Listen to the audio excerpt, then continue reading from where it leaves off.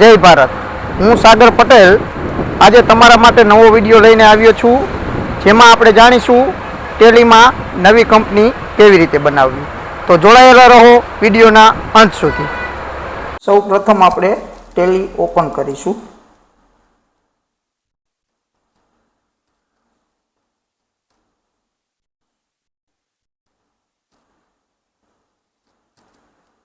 Tally open થઈ ગયું છે।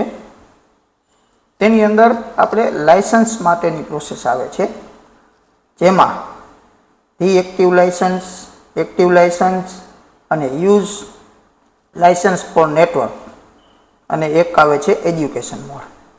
માં જો તમારી પાસે ઓલરેડી લાયસન્સ હોય તો રીએક્ટિવ લાયસન્સમાં જઈને આપણે આઈડી પાસવર્ડ ઇન્સ્ટોલ કરતા આપણું ટેલી એક્ટિવેશન થઈ જશે। જો તમારી પાસે લાયસન્સ ના હોય તો એક્ટિવ લાયસન્સ પર જઈને નવું લાયસન્સ પરચેસ કરી શકો। આપણે અત્યારે એજ્યુકેશન મોડમાં ટેલી ચાલુ કરીશું।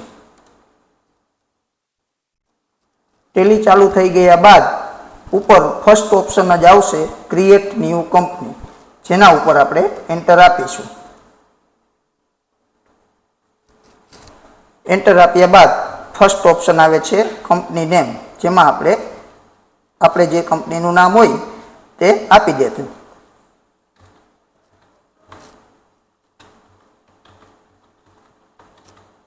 કંપનીનું નામ આપી દીધું છે।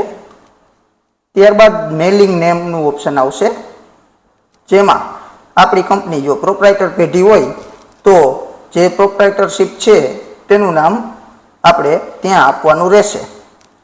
ત્યારબાદ એડ્રેસનું ઓપ્શન આવશે, જેમાં આપણે આપણી કંપનીનું એડ્રેસ ફિલઅપ કરવાનું રહેશે।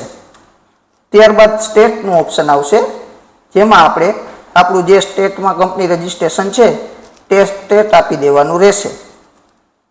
ત્યારબાદ પિનકોડનું ઓપ્શન આવશે, જેમાં આપણી કંપની જે એરિયામાં છે તે એરિયાનો પિનકોડ આપી દેવાનો રહેશે। ત્યારબાદ ટેલિફોનનું ઓપ્શન આવશે, જેમાં ટેલિફોન નંબર હોય તો નાખવાના રહેશે। ત્યારબાદ મોબાઈલ નંબરનું ઓપ્શન આવશે, જેમાં આપણે આપણા કંપનીના મોબાઈલ નંબર ફિલઅપ કરવાના રહેશે। ત્યારબાદ ફેક્સ, ઈમેલ આઈડી અને વેબસાઇટ, આ ત્રણેય ઓપ્શન આવશે। જે આપણી કંપનીનું ઈમેલ આઈડી, ફેક્સ આઈડી અને વેબસાઇટ હોય તે ત્યાં ફિલઅપ કરવાની રહેશે। ત્યારબાદ ફાઇનાન્શિયલ યરનું ઓપ્શન આવશે, જેમાં આપણે જે કંપની ચાલુ કરી છે તે વર્ષની ડેટ આપવાની રહેશે। ત્યારબાદ બેઝિક કરન્સી આવશે, આપણે જે કરન્સીમાં વર્ક કરવું છે તે કરન્સી અહીંયા સિલેક્ટ કરવાની રહેશે। ત્યારબાદ એક્સેપ્ટ આપી અને આગળ જીએસટી ડિટેલ માટેના ઓપ્શન આવશે, જેમાં આપણે આપણી કંપનીના જીએસટી નંબર ફિલઅપ કરવાના રહેશે। તેમાં એકાઉન્ટિંગના અને ઇન્વેન્ટરીના ઓપ્શન અત્યારે આપણે સ્કીપ કરવાના રહેશે, જે આપણે આગળ જેમ જરૂર પડે તેમ તેનો ઉપયોગ કરશું। અત્યારે આપણે enable goods and service tax જીએસટીની અંદર યસ આપી અને આપણા જીએસટી નંબર એડ કરવાના રહેશે। તેમાં ફર્સ્ટ ઓપ્શન સ્ટેટનું આવશે, જેમાં આપણી કંપની જે રાજ્યમાં રજિસ્ટ્રેશન છે તે રાજ્ય સિલેક્ટ કરવાનું રહેશે।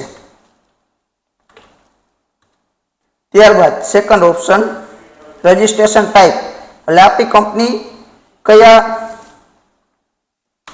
કઈ રીતે રજિસ્ટ્રેશન છે, રેગ્યુલર છે, સેજમાં છે, સેજ મીન્સ કે ગવર્મેન્ટે અમુક જીઆઈડીસીની અંદર નોન જીએસટી વાળા ઓપ્શન આપેલા છે, તો એ એરિયામાં આવતી હોય તો આપણે સેજમાં સિલેક્ટ કરવાનું રહેશે। ત્યારબાદ જીએસટી નંબરનું ઓપ્શન આવશે, જેમાં આપણે આપણી કંપનીના જીએસટી નંબર એડ કરવાના રહેશે। ત્યારબાદ GSTR1, આપણી કંપનીનું GSTR1 કેવી રીતે ફાઇલ કરવું છે તેના માટેનું ઓપ્શન છે।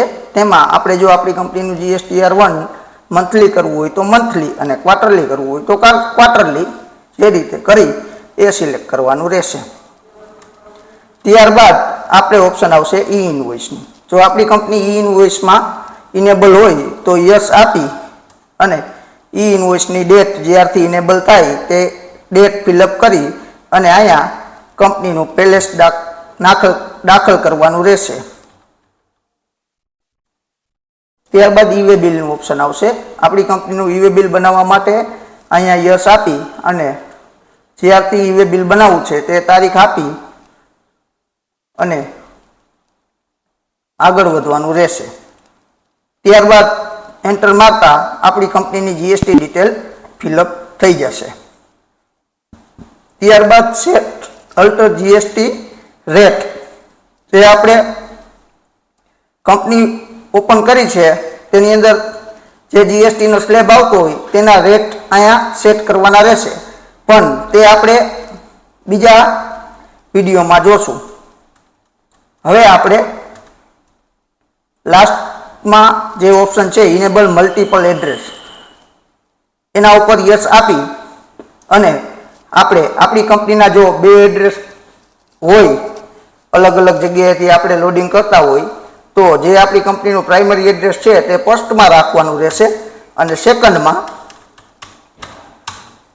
જે આપણી બીજી જગ્યાએથી લોડિંગ થાય છે, ધારો કે રાજકોટ, તો રાજકોટ એન્ટર કરી અને બીજી જગ્યાનું કંપનીનું એડ્રેસ અને કંપનીનું નામ, mobile number, pincode, website, email ID વગેરે ફિલઅપ કરી અને એક્સેપ્ટ આપવાનું રહેશે. એટલે આપણું મલ્ટિપલ એડ્રેસ ઓન થઈ જશે, જેના કારણે આપણે ગમે તે જગ્યાએથી ઈ વે બિલ બનાવી શકીએ. ત્યારબાદ એન્ટર આપતા આપણી કંપનીની જીએસટી ડિટેલ સક્સેસફુલી ઇન્સ્ટોલ થઈ જશે અને કંપની બની જશે. આજના વિડીયોમાં આટલું જ. ફરી મળીશું કાલે નવા વિડીયો સાથે. જય હિન્દ, જય ભારત.